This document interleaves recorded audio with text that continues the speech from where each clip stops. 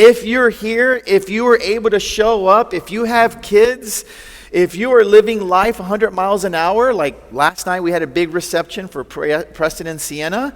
This place got cleaned up at 11 o'clock at night. I'm sure there's a lot of tired bodies in here, but you're here. And I just want to tell you that the evidence to me that we are in a spiritual warfare is how hard it can be even to just show up.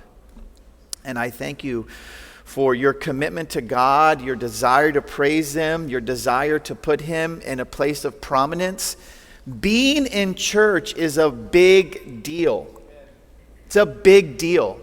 And I always use this example. I'm a basketball coach, and there's years I've had 3 teams, JV Light, JV Dark, and Varsity, and I've had to coordinate them and orchestrate them and get everybody from this place to that place and parents here and there and communicated. And guys, for unbelievably logistically difficult things like that, people show up on time. I don't hardly, can think of times where people are like super late. Like most people can logistically make that happen. And then getting to church can be like the hardest thing. I can't even explain it to you. It's like getting my kids to the park to do something. We get there in 10 minutes. Getting my kids to church can be just so arduous, right? I'm going to tell you right now, I really believe it's because it's a spiritual battle.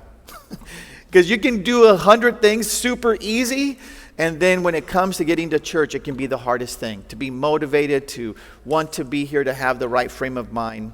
And so you're here, and even that is an act of worship and a testimony that God is important to you. How we know that God exists is our question today in our apologetic series, and our desire is to help you know how to talk about your faith. And this is not my lane. I read a lot of this stuff, but I don't really teach and preach a lot of this. I'm normally, as you know, in this church, just verse by verse expositing the Word. And so this little series for about 6 weeks, 8 weeks here is different, and I hope that it'll be a blessing to you. Does God exist is such an important place to be. And even some of you might have dismissed me for a second because you're like, I believe in God. What a silly question, Chago. But it's actually very good for you to consider this. It's very, very good because people do consider this. This is a question that many, many people have. It's the top 5 for most people about just thinking about God and their relationship to God is, does He even exist at all, right? And this question is so fundamental, so foundational to so many things. Does God exist? Does God exist? It is key. When you read about philosophy and cultures and people, this is where it starts. And their answer or their conception of God, as has famously been said by J.I. Packer, is that you will never go higher than your conception of God. And so if you do answer the question that God exists, then what kind of God is He? And if you have a God of your own making, of your own definition, you will only go that far. Such an important question. How we came to be, why the earth is here, why the universe is the way it is, why we exist at all. And if that's the case, then people naturally start to say, what is behind all of it? Why did somebody make this? Or if there is a being and He just made it, the very famous deistic thinking, I wound this clock up, I set the system up, and I walked away. What is behind the universe is a critical thing for us. And of course, if somebody makes something or if God makes something, then where is it all going, right? Like, what's the purpose behind it? What are the intentions of God in making something or a God making anything? And this idea today that we're talking about when we talk about does God exist is this idea of origination. And where or how we started shapes every one of these answers for us. It does in very profound ways. And we might at times be unplugged from deep questions like this, but origination, how it all came to be, and is there a God behind it all, shapes everything in our life. So, especially spiritually, and I'm going to approach or address 2 people in our audience today. Because spiritually, you can't even get anywhere with God without first coming to a place in believing that he exists. Famously, Hebrews 11:6, if you want to approach God, you must believe that he exists and that he rewards them, right, who diligently seek him. And so when we say, does God exist? I mean, you're not going anywhere unless you begin to wrestle with that. And so I invite the seeker or the skeptic here. This is something that God continually does. There's a lot of people that come into our church, your friends. You invite your friends to church here. And so we welcome you to really think about this. This is a very important question for you, because if you're going to make any headway with what you've been interested in or what God's been teaching you or drawing you towards, you're going to have to eventually come to the conclusion like God exists, all right? You can't go anywhere without getting there. And then I just invite the Christian, those of you that have placed your faith and trust in Christ and say you have a relationship with him, do you know why you believe what you believe? Do you know why you believe what you believe? And so I hope that this series will help you be able to know how to speak about your faith and explain some things. And like I said, this is not, I would say, like, I've not done hundreds and hundreds of lectures in this, but I will do my best to help you. And so I told you last week, as we had an introduction to apologetics, that all of you have different things going on in your head right now when you think about that. And some of you are excited because you like to win. And you're like, finally, Thiago's going to give us some answers, and we're going to know how to put people in their place, and we're going to be able to argue people. And that's not what I want to do. I do not want to go there. I laid this out last week from Pascal, that religion must be respectable, desirable, and true. For it to resonate with people, it needs to be those things.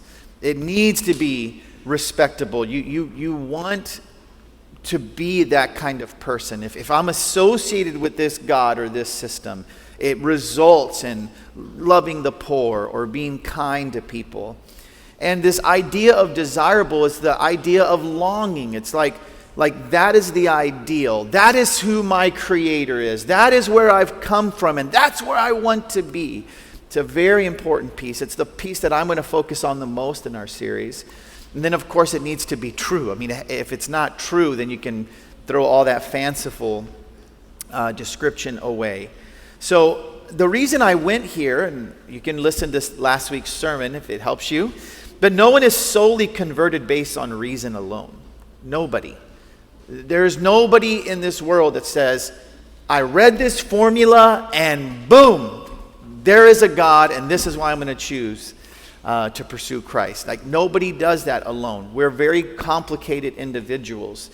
And so sometimes I feel like we want to move towards the reason as the primary thing, but it's not the whole thing. It's not the holistic thing. And so nobody is going to be won over by reason alone. And I can show you proof. I've watched many debates. I've seen people that have a Christian worldview versus an atheistic worldview, and the Christian worldview wins in that argument. I mean, it's very, very obvious, but no hearts are changed. And I said that my conversations when I think of apologetics is more like this. It's not about winning an argument, but more like breaking a spell. All right?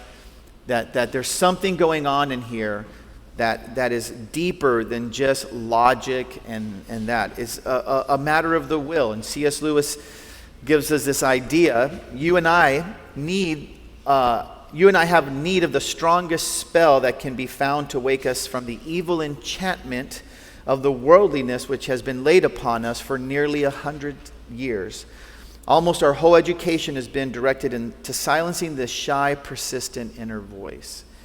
And so we need like a greater spell, if that makes sense, to break the lesser spell. And the way that God tends to do that for you and for me is through beauty, wonder, and longing. Beauty, wonder, and longing. I'm not doing it today, but I kind of gather or kind of archive when I read about different people, especially people that were atheists, very strong, maybe agnostics, who have come to God and how they explain why they came to God. And almost every time there will be some type of sharing of like, there was always this inner voice. There was always something wrestling in my heart. There was always this thing behind me. It was never that they were finally convinced because the evidence drove them there alone. So that's how it works. And so I want to answer these two questions today mainly through our sermon.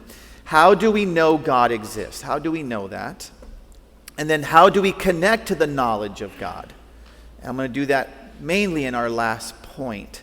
And so the overview for today and our main text, you can open up to Romans chapter 1. We're going to launch out of there beginning kind of around verse 18. And we're going to see how can we know God. We want to ignore God, and yet we want to know God. And I know that sounds a little bit weird, those 3 points, but they're all there, and they all will make sense to you. We can know God. We want to ignore God, yet we want to know God, all right? There's this tension, this battle going on in all of us, and Romans chapter 1 will help us get there. First point, we can know God. The knowledge of God, that there is some God out in the world, is available to us. And I'll start in verse 19 of chapter 1.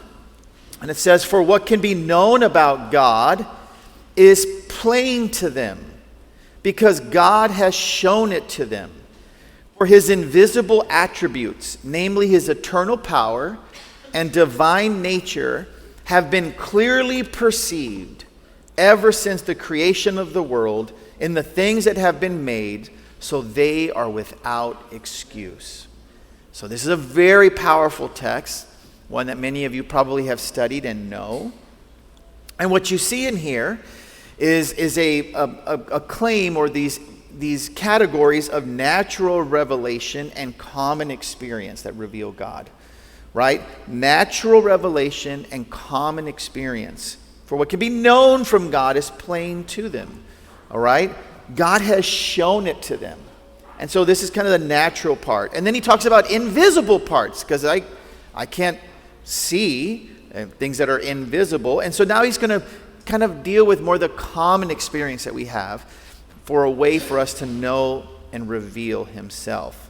So verse 20 is very important, just to know where God's coming from when we're making a case that you can know God. God says they are clearly perceived ever since the creation of the world. And so this is leaning heavily on the naturalistic thing and the things that have been made. So God declares very early on, and there's many other passages, right, that nature itself. And today, as I make an argument for God, because part of my sermon will have a little bit of that, the arguments for the existence of God, they're going to be tied to nature in the beginning. And then at the end, I'm going to tie why I believe there is a God and why you want there to be a God to the invisible attributes, to the invisible parts of God's character. And I want you to know as we walk into this that we have very good and compelling arguments. The theistic side, the side that says that there is a God, they have very good arguments. And I know that at times people want to dismiss the religious side or act like that they have very faulty foundations. But it is not true. I want you to know that they're so good and they're so prevalent and so sound that almost every atheistic or agnostic book addresses them. That's a big deal. If they were so crummy and if they were so poor, you would just overlook them. But they're so good and they're so sound that somebody feels compelled to have to write about them to counter them. And there's various ways to get there as we look at this. God says we can know him, and he gives us evidences or arguments to make that case. And again, I'm not going to go through all of these. I'm only going to pick one to really dig into, to enjoy, because this is not meant to be done in one sitting. But the very famous cosmological argument for the existence of God. And this is that there was a first cause. Nothing can exist all right, without something initiating it into being. And so when people wrestle with this, they are wrestling with what brought the world into existence. And you guys can read books, and I'm sure you have. You can go on YouTube right now and just put in cosmological argument. You can get yourself an education on what that means and how that is reasoned and how that logically lays out. So a very famous argument for the existence of God. And again, many atheists and people will say, I'm going to write a whole book countering that because they don't like that argument. The one that I'm going to focus a lot on today is this one called theological argument. And it makes you feel smart. We've used 2 smart words already. You're going to feel very good about yourselves. And this one just basically means design. And many of you have heard this adjective put on the word intelligent design. It's not just that somebody has designed something, but there's an intelligence behind it. And when you see it revealed. So famously, if I went on a Planet of the Apes, right? It's all turned upside down. Monkeys are running the show now. Planet of the Apes, and there's a watch on a beach somewhere. There's no way I think that watch just came into being on its own, right? There's structure and design. There's intelligence behind it for how it functions. And what has really become prevalent, I would say, in the last maybe 20 years, 25 years, this argument has just exploded, is called the fine-tune argument. The fine-tuning that the universe, the world, what you experience is locked in far more than you could ever imagine. And that's the one I'm going to give you a lot today as we think about the existence of God. I also love the moral argument for God. It's by far probably one of my favorite ones. A sense of right and wrong tells us that there is a God. There must be something that drives that. Children are born with an innate sense of right and wrong. You take something from them, they cry, they get angry, they slap their sibling. Like, whoa, where did this violence come from? Their wicked little hearts. No, because somebody stole something. A grave injustice has been done to them. And so you can read about this through C.S. Lewis and other people, and they give you an understanding of that. Actually, this is how C.S. Lewis began. Well, again, it's a very complex way that we come to God. We're complex beings, right? We're made in the image of God. But he was thinking a lot about his stories and narratives and things that were idealistic to him, but he also was struggling with the sense of justice, of right and wrong, and of morality. And then one day he goes like, I'm so angry with God because he doesn't do this and doesn't do that, and the world is this way. And then he goes, but where did I get this sense, right, of offense in the first place? Where did that come from? And God used that as a domino to begin opening this understanding that his sense of right and wrong, right? You're not going to find a culture. I promise you, I'll skip this because I'm not preaching on moral argument today, but you don't find cultures where the men go out for battle and what is celebrated is when they all run in retreat. Yay! You showed well today, men. There was a battle, a time to protect the women and the children, and you chose to run away. Let's make a statue for you. Like, no, you can't find it. There's people lay their life down and they battle for the things that they love. There is a moral argument to be made and had. And so we can know God. And the one I want to talk about now is the fine-tuning. It's a lot of fun. And there's multiple books that I really can recommend to you on this one. But the earth is just the perfect size. I'm not going to get into all the stuff. I thought about putting all these little scientific quotes, and I said, no, I'm not going to do that.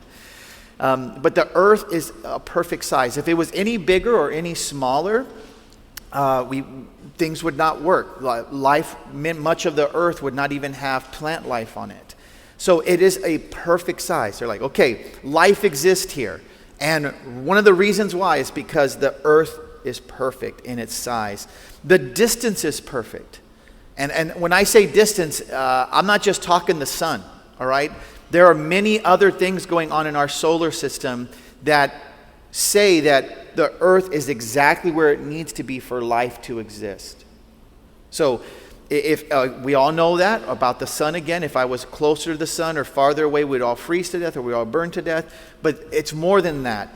With the distance we are from the moon, the distance we are from our other planets, the distance we are in other ways. They've measured them and they're like, if this was off another way, certain gravitational things and certain things would happen in our rotation, or we would spin so fast. Like, we are in a perfect place, our distance, where God has positioned us. The law sustaining Earth and the universe are also dialed in perfectly. And this is one of the things that just blew away many people's minds as they really began to understand the physics of these laws and how they work out and the nuclear levels. And they're like, it is right on. It is spot on. These laws are exactly where they need to be, right? Gravity and all of these things. They're exactly how they need to be. The rate of expansion. Let's get fancy pants on one of these. So the Big Bang took place. So now secularists, naturalists, they do agree in a Big Bang. Like, something started everything. And so as they look at the four main things that happen at that moment, right? The four things that happened at that point of expansion, everything came off of that Big Bang, and it's perfect. And one of the things that is perfect for us to exist at this time is what's called the expansion rate. So the light is diffusing, energy is diffusing, right? I'm not going to get into the law of thermodynamics with y'all. But this thing is so locked in perfect that whatever happened in the Big Bang was not just some random, well, in a million years, then this law showed up and regulated everything. No, whatever happened at the Big Bang, at this creation time, led to the rate of expansion which is perfect for life to exist.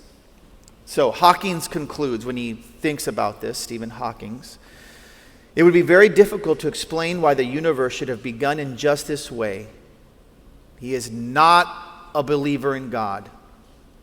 Just this way, except as an act of God intended to create beings like us. And he writes the act of God in a more facetious way. Because later on he would start to even believe in alien life force and the Prometheus. He would believe in other things as a reason for why this Big Bang came into being. And so this fine-tuning argument for the existence of God is a good one. Guys, you can go to battle every day as you think through these things. These are more large scale. I want to go through some fun items. And again, I encourage you to read some of the books on this. But there's other things that are just perfect. Not just like Big Bang and the laws of the physics and all of that, but just the moon.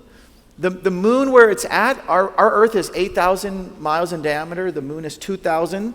It is the stabilizer of the Earth. The more that they study the moon and how we relate to the moon, they've come to the place and said, if we did not have this relationship with the moon, life would not exist here. And there's all kinds of things. I'm not going to get into the details. Mainly is gravity is the main one. But it's this stabilizing thing that makes or impacts the speed that the Earth is rotating. And if the moon wasn't doing its job, we would be spinning too fast. And so this moon that God placed there is perfect. It's also really, it can't have an atmosphere on it. If it had an atmosphere on it, it would also mess things up. But moving on. Jupiter. Some of you maybe have been out west and you've seen Jupiter far, far away. And you can see this really little dot in the sky. It's so far away. You probably think it has no impact on Earth. But it's actually known as the cosmic vacuum cleaner. Jupiter is massive, way bigger than Earth. And its gravitational pull is able to pull in many asteroids that would hit Earth unless it was positioned exactly where it's at. And it has spared Earth from crazy disasters, all right? I forget, you can go look up 1908. A meteor came into Russia. I think it was 130 36 feet wide or something like that, blew millions of trees. It was like 100 Hiroshima bombs. Just this one meteor in 1908. Look it up. Have fun. Jupiter protects us from that. Jupiter is God's cosmic vacuum cleaner of all this debris. Or water. This is how perfect Earth is. Water. You might not enjoy it or appreciate it, but it's called viscosity. It's the smoothness of water. It's the number of why it feels like water. All right? It has a certain density, a certain thickness to it. Water does. And its viscosity is perfect. You say, for what? They're starting to connect these dots and it's blowing people away. What it does is that it's running down the mountainside, and of course, springs and all that, and it goes down through all these brooks and all these rivers. It's able to pick up, because of its viscosity, the amount of chemicals and the nutrients on the rocks and on all these different landscapes, and it's able to take that and then spread it out all over the place where rivers empty out and literally foster life in the world. If water wasn't the way it was, if it was a little heavier, a little lighter, it wouldn't do it. But water has a perfect viscosity. 3 big words today. Come on now, guys. This just shows you the fine-tuning argument and why it's a very, very, very strong argument. And there's many illustrations to share with this one. We cannot adequately, I know I can't, I'm not smarty pants enough, Daniel needs to do it for us, to explain to you how many things have to be dialed in perfectly. There have been different illustrations. There's 100 buttons in front of you, 100 dials, and every one of them has to be set perfectly for life to be able to exist. And if one of them is not set perfectly, life could not exist on earth. This is what we're dealing with in the fine-tuned theory. This is what Christians cheer up. You're coming from a good place, okay? And it's such a good theory that it's probably the number one theory being battled by atheists today. They say this is it. This is the one that troubles us the most, and they're beginning to grow in some argumentations towards them. Craig says, improbability is added to improbability until our minds are reeling in incomprehensible numbers. And that is true. That's how everything has to be so perfect for life to exist. And we live in a place where all these improbabilities actually come together. Or Dawkins says, the fine-tuning argument we all agree is the most intriguing. It is not trivial. We all say that. And this is the one that is difficult. Hawking speaks of just the incredulous thought of the Big Bang and everything being perfect. He says, it is like a horde of monkeys hammering away on typewriters and by pure chance eventually producing one of Shakespeare's sonnets. And I have so many more things I could share. Darwin thought that we went from simple to complex. No, we are very, very complex from the very beginning. Our cells, the more we study them, there's more complexity, all right? And they used to try to say, it's like a Boeing 747 jet. And they're like, oh, no, it's more like a factory of them. Oh, no, it's like 100 factories making those jets and they all fly. That's what our cells are like. It's very, very complex things. They're not these simplistic things. And so the fine-tuning argument is a way that we can affirm what we just read in Romans chapter 1. We can know God, right? Creation, when I look at that, creation is telling me that there is a God. The firmament shows his handiwork. And that's not hard for us. For you Christian in here, this was all like, yes, this makes sense to me. For the seeker, the skeptic, I just want you to at least know that what God says is true. And the understanding that we can look at nature and make these conclusions. God said it, and it's coming to fruition over and over again. But we read in that text that even though they knew God, they did not worship God, right? And so our text goes on to say that we want to ignore God, right? And instead of worshiping God and being thankful to God, we rather worship the creature rather than the creator. And there's an idea here that we want to suppress this truth. It's been very evident. We are without excuse. We look at nature. We can know that there is a God.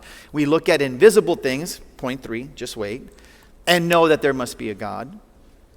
And yet we want to suppress. And this is really the battle of mankind everywhere. I want to suppress. You want to suppress. Everybody wants to suppress. And you can only suppress what you acknowledge. I can't suppress something that I think insignificant or not important or not valuable. I'm suppressing something that I acknowledge, and this is what the text teaches us.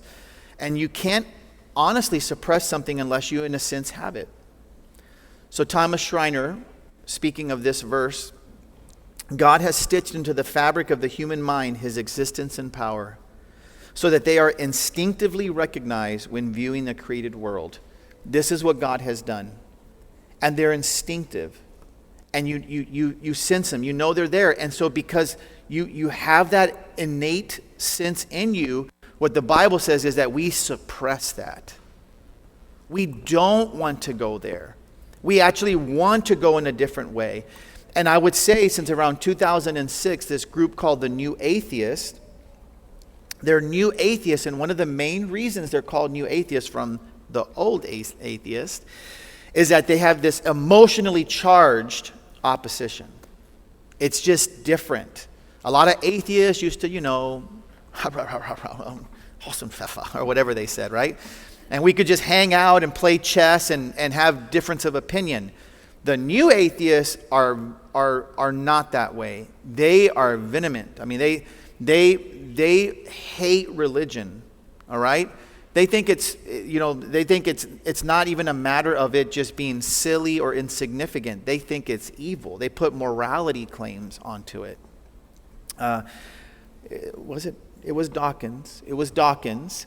I don't know if it's just pure hyperbole, but he said, if he had his way, parents who taught religion to their children would be taken in for child abuse.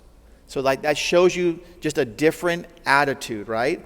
And this is all part of what I mean by this idea of suppression.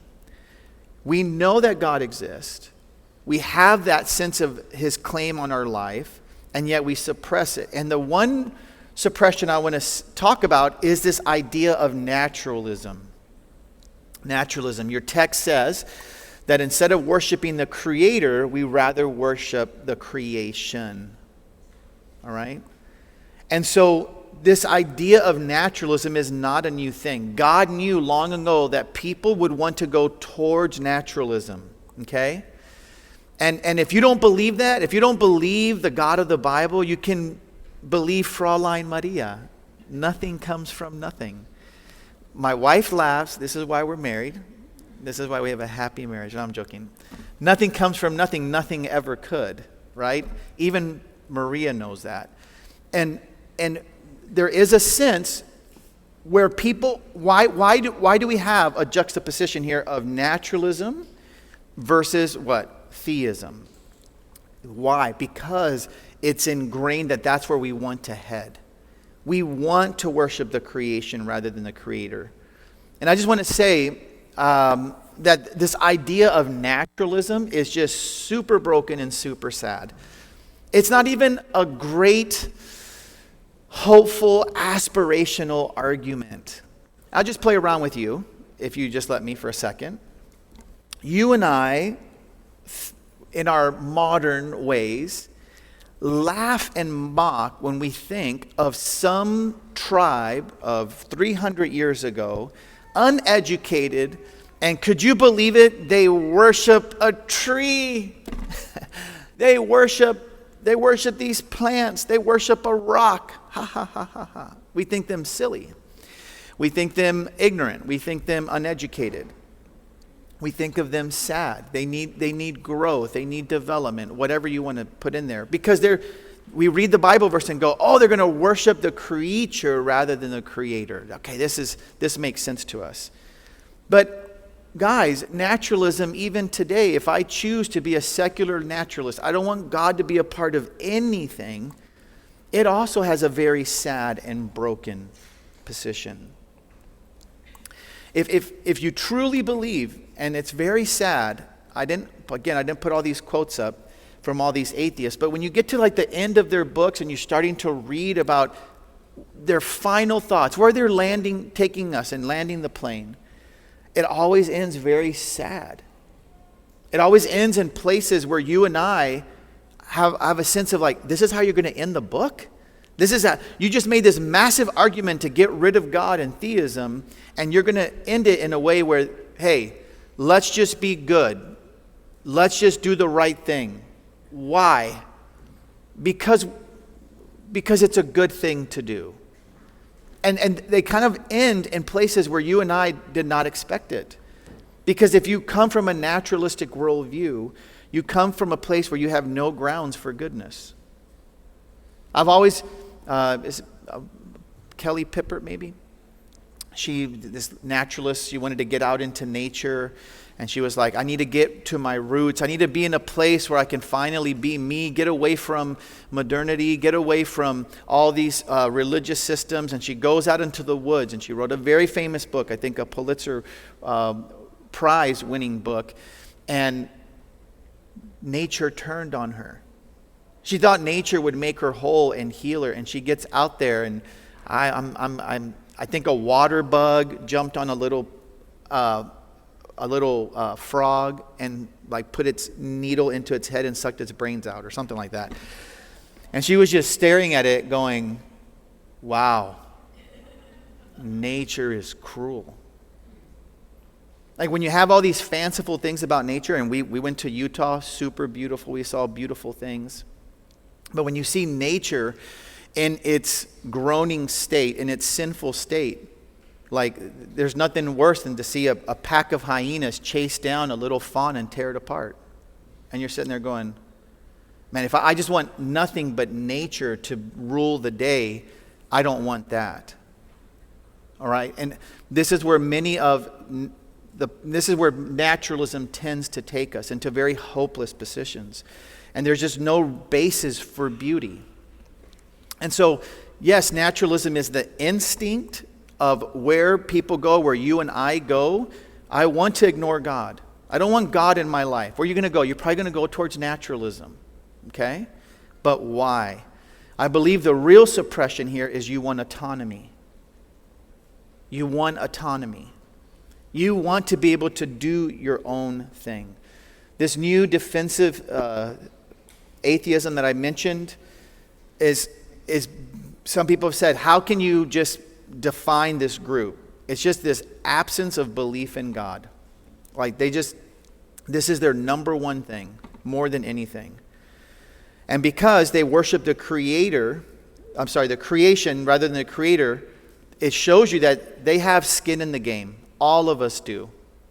We all have skin in the game. We want to be our own person. And these intellectual consequences of atheism are very severe. I'm a history guy. I'm not as much a science guy. I'm a history guy.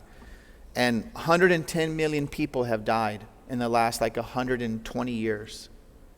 And in that time, 120 million people, most of them are coming from places where systems and organizations and political movements are trying to remove God from their systems. Whether it's communist China or what happened in Russia, in the Soviet Union, it didn't lead to more idealistic things. Naturalism has these consequences. You remove God, remove beauty, remove goodness, and this is what happens. I mentioned this last week, so I want you to see it again. Oh, I think I skipped it. This is Aldous Huxley. And I love this quote just because it's so raw and so real and so telling. Science does not have the right to give to me a reason for my being. But I'm going to take science's view because I want this world not to have meaning. A meaningless world frees me to pursue my own erotic and political desires. And so when you think of why do we ignore God? Why do we worship the creation rather than the creator? It's because we're moved towards naturalism. We're moved toward this autonomy because we want to do our own thing. We don't want to be beholden to someone to say, I need to thank you for this, or I need to glorify you, I need to acknowledge you, I need to live according to your terms. And as dire a picture as I painted of this idea that we want to ignore God, and some of you are doing that right now. Now I'm going to get off lecturing and preaching. Some of you are trying to ignore God right now. God means nothing to you. You look at your life. Do you live for Him? Do you pray to Him? Do you pursue Him? Do you live according to His design, according to His instructions for flourishing and loving God and loving people? You don't. So you might not even claim to be an atheist, but you live practically like one. I want to be autonomous, right? All of us have this in us. Without God's grace, we'll never be able to turn the corner and say, okay, I'm going to put God in His rightful place. But my final point is we want to know God. As much as we say in the beginning, we can know God. His nature reveals that. His invisible attributes also reveal that. And yet we choose to ignore God. What we ultimately want is to know this God. Ultimately, we do. And I'm going to take us down the path of transcendence, the invisible part about who God is. Because what I want is not some emotionless, amoral set of formulas or standards that bring this world into existence. Is that what I want to be at the origination of what makes this world tick? No. I want, and you want, that at the core of the universe, what is at the center of it, in its origination, and I want you to know that this is what the Bible teaches and this is what God gives us, is that at the center of this is love. What is the creator and the initiator and this thing we call God is a being that is love. At His center is justice, right and wrong. There's hope, and ultimately there's a person. I'm not going to do it justice today because we're running out of time. But this part here is what people long for. And so I've been trying to encourage you you're going to win people not by sitting down and saying, you know the viscosity of water? Maybe you will. Maybe somebody will go like, where do I sign? But what will most of the time draw people in is the beauty of transcendence. There's got to be more than just this life. Life can be very, very cruel. We live very comfortable and good lives here. But what would it be like? Remember the Boxing Day tsunami? I'm throwing a number out there. 280,000 people died in that, I think. You wake up, you survive that thing. You're 8 years old. You look over your island, your village. It is gone. Your parents, your relatives, your friends, your school, your church. It's gone. Oh, cheer up. All we have is nature. It's bound to come back again. Like, what are you going to tell this girl? What hope do you give them? And we want there to be a God. Yes, we might not like that He puts expectations on us and tells us to do this and do that. But ultimately, our deepest desire is that there is at the core of the center of universe this transcendent God who is love, justice, hope, and ultimately a person. Albert Einstein, don't be fooled. He's not like this. I would say he's a fledgling theist. He's not like a robust theist. But he definitely said, I'm not an atheist. And this is what he said. I'm not an atheist, and I don't think I can call myself even a pantheist. We are in the position of a little child. This is important. We're in the position of a little child entering a huge library filled with books in many languages. The child knows someone must have written these books. It does not know how. It does not understand the languages in which they are written. The child dimly suspects a mysterious order in the arrangement of the books, but doesn't know what it is. That, it seems to me, is the attitude or even the most intelligent human being towards God. We see the universe marvelously arranged and obeying certain laws, but only dimly understand these laws. This is very specifically for my skeptics in here, for those who don't have a relationship with God. I'm just telling you, you're in a library. And you live in this amazing library called the world. And it is beautiful, and it's intricate, and it's amazing. And you're sitting there, and I'm saying, don't cut God off. Say, who put this library together? I want to be inquisitive. I want to be intellectually honest and go, what is going on here? And the way that I think God is going to speak to you and to me is through the beauty of transcendence. Like, just take love for a moment. Imagine a mother with her baby. And you say she is a young mother, and this baby wakes her up in the middle of the night, and it's very difficult, or God forbid they get colic and never shut up for 2 months. We know what that can be like. Driving you crazy. Amen. That's going to be crazy. And you're going through something like this, and you say, the love you're feeling, it's just something that evolution gave you to procreate and to let your genes pass on to the next thing. That baby is just this kind of cells and DNA and electrical bindings, and it's just kind of manufactured. The love is not real. It's kind of an illusion. That's not going to motivate you at 3 a.m. in the morning. We know that that is not true. We know that there's something transcendent of a mother and her love for her child, to the point that they would lay down their life in an instant if it was between their child and them. In an instant. My mother would say, take me out. And this is transcendent. This is what we long for. A love that will last forever. A love that is above circumstances and time. That's just one of the books maybe we have to explore. Why do we love like that? Why do people even think about this? Where did this even start? Or how about just the idea of justice? Idea of justice. Every time we argue with another, we appeal to some common ethical standard. There's no getting around that.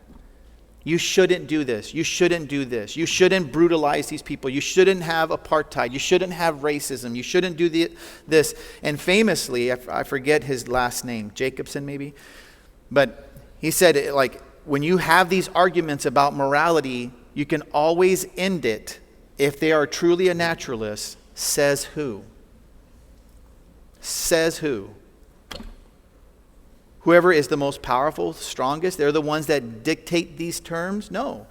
C.S. Lewis says, how can we call a line crooked unless we have some idea of straight? Open that book up. Why do I have a sense of justice? Why do I want to do the right thing? Why do I don't want to see the weak person crushed and stepped on? Where's that coming from?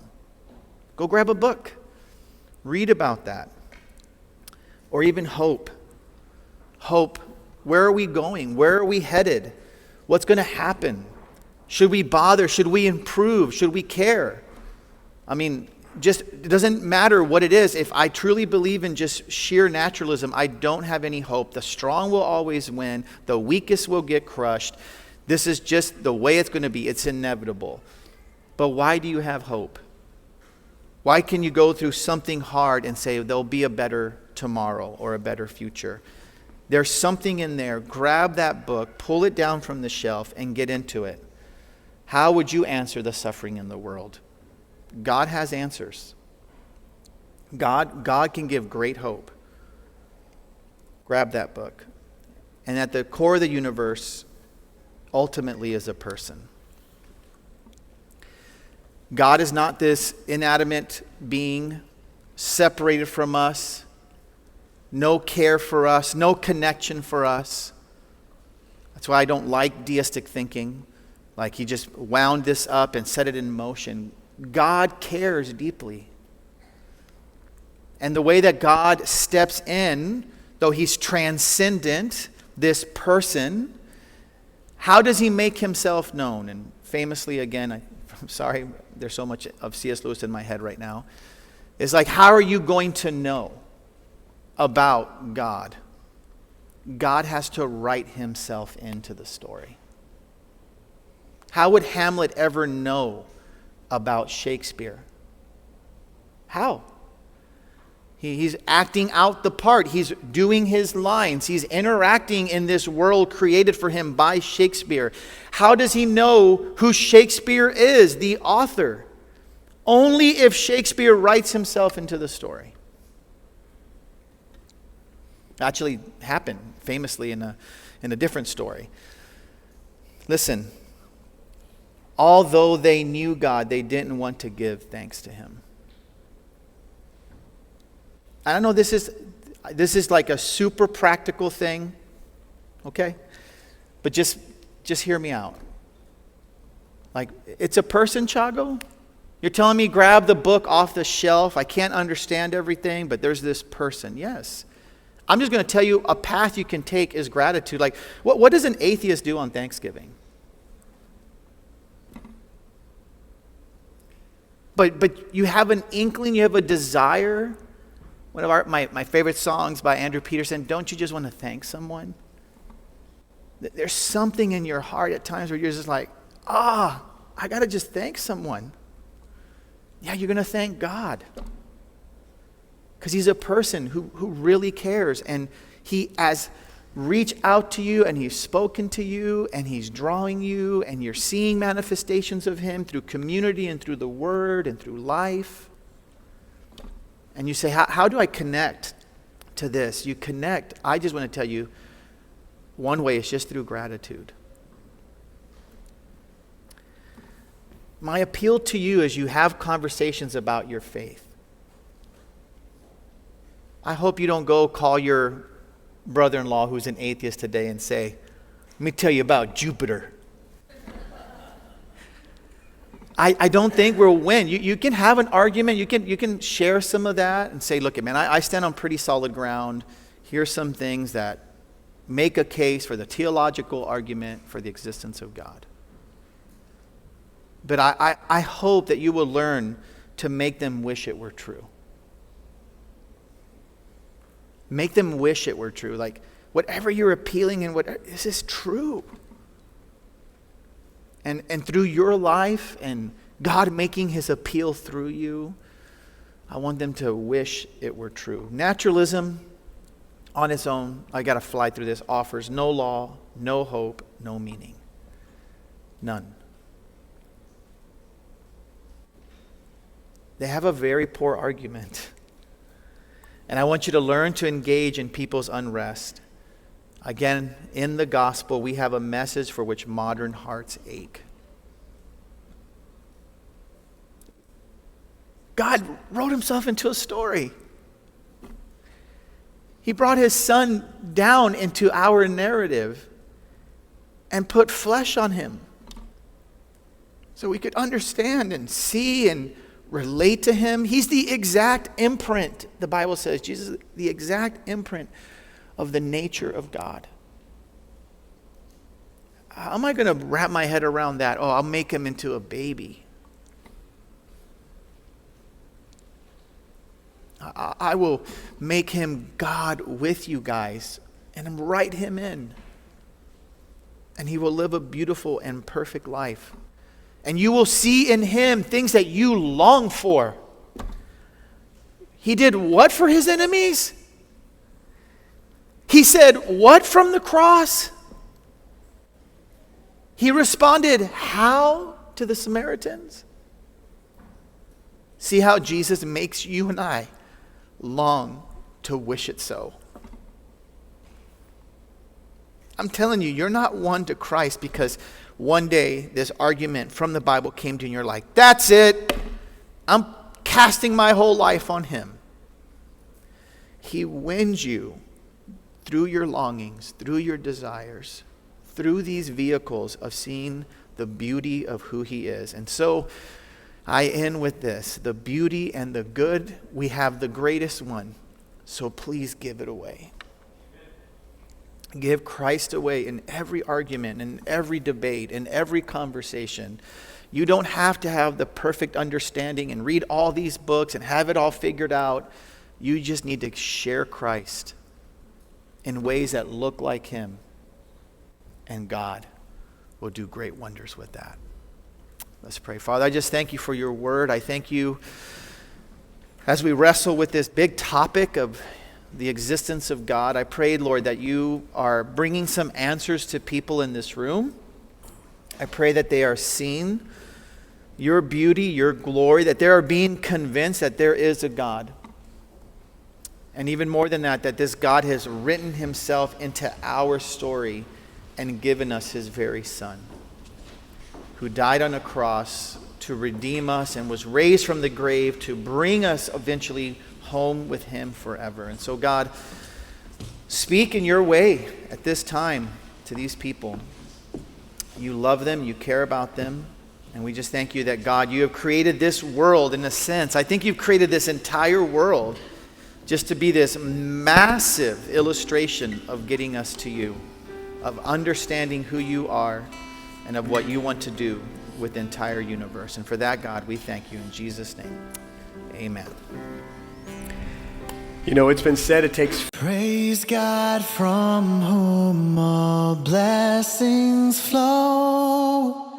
Praise him, all creatures here below.